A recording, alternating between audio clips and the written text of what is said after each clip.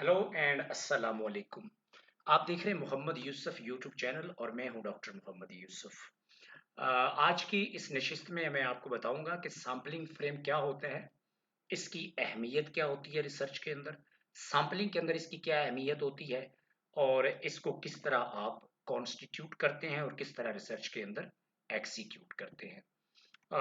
Sampling frame ji, it is the source material or device from which a sample is drawn। ये जो sampling frame है ये source material को कहते हैं, ऐसी डिवाइस को कहते हैं जिसके जरिए हम सैंपल को ड्रॉ करते हैं। In other words it is a list of all those with in a population who can be included in a sample. दूसरे लफ्जों में हम ये कह सकते हैं कि सैम्पलिंग फ्रेम जो है ये तमाम लोगों की लिस्ट होती है पॉपुलेशन के अंदर जिनको हम जिनको हम सैंपल के अंदर इंक्लूड करना चाहते हैं। इट में इंक्लूड इंडिविजुअल्स हो सकते हैं। मसलन अगर आप पब्लिक पब्लिक ओपिनियन आप स्टडी करना चाहते हैं कि लोग किस पार्टी को वोट देंगे, तो इंडिविजुअल्स हैं। तो अगर आप गुजरात के लोगों की राय जानना चाहते हैं तो गुजरात के अंदर जितने रजिस्टर वोटर्स हैं उसकी लिस्ट आपके पास होना ज़रूरी है। तभी तो आप ये मालूम कर पाएंगे ना कि वोटर्स किसको वोट देंगे। तो अगर आप ये सवाल नॉन वोटर से पूछ रहे हैं तो वो तो वोट करने के लिए एलिजिबल ही नहीं है। तो आपको ऐसे इंडिविजुअल चाहिए जो रजिस्टर वोटर्स हैं, और फिर सारे चाहिए। अदरवाइज आप किसी एक इलाके से या कुछ लोगों से बात करेंगे तो वो रिजल्ट बाइस्ड होंगे। हाउस होल्ड्स हो सकते हैं, मसलन आप मॉडल टाउन लाहौर के इसके अंदर गुजरात के अंदर आप मॉडल टाउन को स्टडी करना चाहते हैं, शादमान को स्टडी करना चाहते हैं, दूसरे इलाकों को स्टडी करना चाहते हैं, तो आपके पास सब हाउस होल्ड जो है उनकी गलियों के नंबर होने चाहिए, उनके अंदर घरों के आपके पास नंबर होने चाहिए कि कितने कितने घर हैं। इंस्टीट्यूशंस, फर्ज करें आप जो यूनिवर्सिटीज हैं, इस वक्त पंजाब के अंदर जो गवर्नमेंट यूनिवर्सिटीज़ है वो 32 यूनिवर्सिटीज़ है। तो आप अगर फ़र्ज़ करें यूनिवर्सिटी स्टूडेंट्स की ओपिनियन जानना चाहते हैं किसी ब्रांड के बारे में, तो आप क्या करेंगे, आपका इसका मतलब है कि पहले आपके पास यूनिवर्सिटीज़ के जो है उनकी लिस्ट होनी चाहिए, फिर उस यूनिवर्सिटीज़ के अंदर जितने डिपार्टमेंट्स हैं उनकी लिस्ट होनी चाहिए, फिर आपके पास उसके अंदर जितने प्रोग्राम है, बीएस है, एमफिल है, पीएचडी है, उनके जो स्टूडेंट्स हैं उनकी लिस्ट होनी चाहिए। तो तभी तो जाके आप उनको सिलेक्ट कर पाएंगे। तो ये जो लिस्ट है इसको हम सैम्पलिंग फ्रेम कहते हैं। For instance in an opinion poll possible sampling जो फ्रेम है इंक्लूड्स एन इलेक्टोरल रजिस्टर, यानी जितने रजिस्टर वोटर्स है ये आपको कहाँ से मिलेगी, इलेक्शन कमीशन से आपको लिस्ट मिल जाएगी। और अ टेलीफोनिक डायरेक्टरी, तो अगर आप लोगों को एक्सेस करना चाहते हैं तो फिर आपके पास टेलीफोनिक डायरेक्टरी होनी चाहिए जिसमें एक शहर के अंदर रहने वाले तमाम लोगों के टेलीफोन हों। अगर वो पीटीसीएल मौजूद ना हो तो फिर आपको वो किसी कंपनी से लेने पड़ेंगे, यानी जायज से, यूफोन से, वारल से एंड सो ऑन।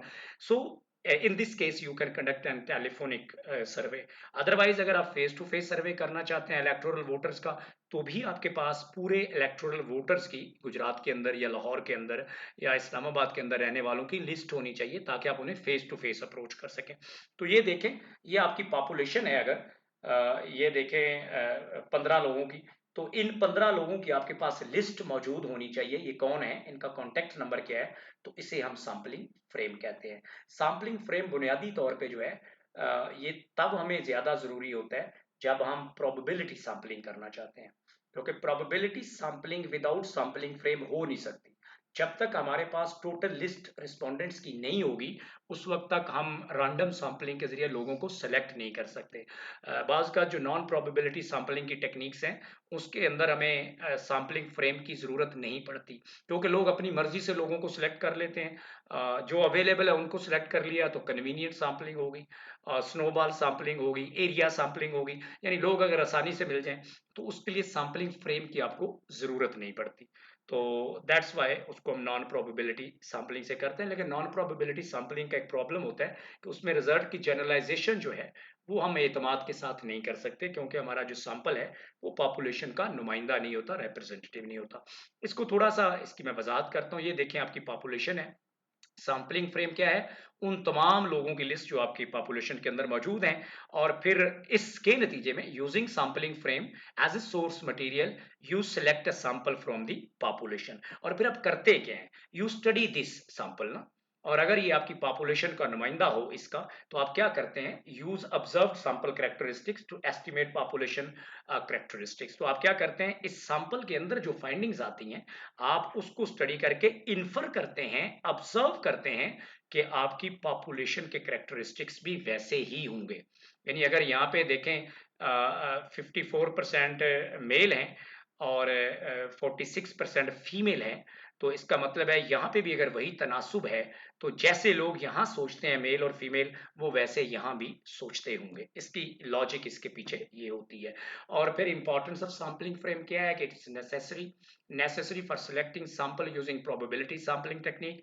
हम प्रोबेबिलिटी सैम्पलिंग टेक्निक को, जिसमें सिंपल रैंडम सैम्पलिंग है, सिस्टमेटिकल रैंडम सैम्पलिंग है, स्ट्रेटिफाइड रैंडम सैम्पलिंग है, मल्टी स्टेज सैम्पलिंग है, मल्टी फेज सैम्पलिंग है एंड क्लस्टर सैम्पलिंग है, हम अपनी पॉपुलेशन का नुमाइंदा सैंपल हासिल कर सकते हैं। तो ये सैम्पलिंग फ्रेम की ये बहुत बड़ी अहमियत है और ज़रूरत भी है।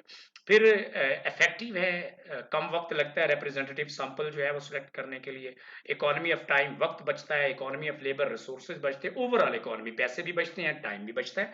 और द मोस्ट इंपॉर्टेंट थिंग के जो हम सैंपल लेते हैं यूजिंग सैम्पलिंग फ्रेम, वो डिटेल्ड इंफॉर्मेशन हमें ऑफर करता है। मसलन फर्ज करें आप 25 करोड़ लोगों को पाकिस्तान में स्टडी करेंगे तो शायद आप डिटेल्ड इंफॉर्मेशन नहीं ला पाएंगे। लेकिन अगर आप 10,000 लोगों को स्टडी करेंगे एक अच्छा सैंपल लेके, तो जब आप 10,000 लोगों पे जो आपकी फाइंडिंग्स आएंगी, अगर आपका सैंपल रिप्रेजेंटेटिव है तो उनको आप पॉपुलेशन पे जनरलाइज कर सकते हैं। तो दैट्स वाई सैंपल जो है वो आपको डिटेल्ड इंफॉर्मेशन प्रोवाइड करता है, ताकि आप अपनी स्टडी में उससे इन्फर करके आप पॉपुलेशन के बारे में रिजल्ट्स को है जो जनरलाइज कर सकें, उस पर अप्लाई कर सकें।